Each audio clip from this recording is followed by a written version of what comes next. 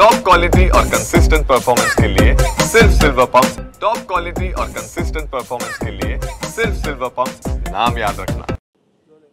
मुंबईतील विधान भवन मेट्रो स्थानकाला उद्घाटनापूर्वीच गळती लागलेली आहे। प्लास्टिकनं लिफ्ट कव्हर करण्यात आलेली आहे। मी सध्या विधान भवन मेट्रो स्टेशनच्या बाहेर आहे आणि या ठिकाणची ही दृश्य आपण जर पाहिली तर आपल्या लक्षात येईल की विधान भवन इमारतीला खेटूनच असलेल्या या स्थानकातील लिफ्टच्या भागाला प्लास्टिक गुंडाळण्याची वेळ आलेली आहे। तसेच खोदकामाचे हादरे बसल्याने विधान भवनच्या मागील रस्ता सुद्धा खचण्याची भीती व्यक्त केली जाते। भुयारी मेट्रो स्थानकाचे काम योग्य पद्धतीने न केल्याचा वारंवार आरोप होतोय आणि पुन्हा एकदा हे वास्तव उजेडात आल्याचं बोललं जातं। त्यामुळे महायुती सरकारवर सध्या जोरदार टीका होताना पाहायला मिळते। यंदाच्या पहिल्याच पावसात भुयारी मेट्रोमुळे आचार्य अत्रे चौक स्थानक पाण्याखाली गेलं होतं आणि त्यापाठोपाठ वरळी स्थानकात सुद्धा पाणी गळतीचे काही व्हिज्युअल समोर आले होते। नंतर गिरगाव स्थानकाजवळील रस्ता सुद्धा खचल्याची माहिती मिळाली होती।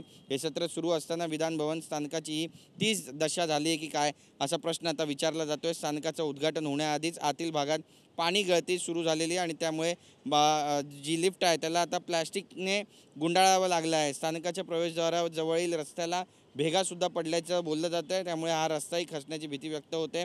चक्क विधान भवन मेट्रो स्थानकाच्या परिसराची उद्घाटनापूर्वीची ही दुर्दशा सरकारच्या कामावर आणि मेट्रोच्या कामावरती अनेक प्रश्नचिन्ह उपस्थित करते आणि त्यामुळे आता नेमकं याबाबत काही ठोस निर्णय घेतले जाणार आहेत का किंवा मेट्रोच्या कामाचा दर्जा नेमका खालावत चाललाय का असा प्रश्नसुद्धा या निमित्तानं उपस्थित केला जातोय। कॅमेरा पर्सन योगेश गुरवसह गिरीश गायकवाड, TV9 मराठी, मुंबई।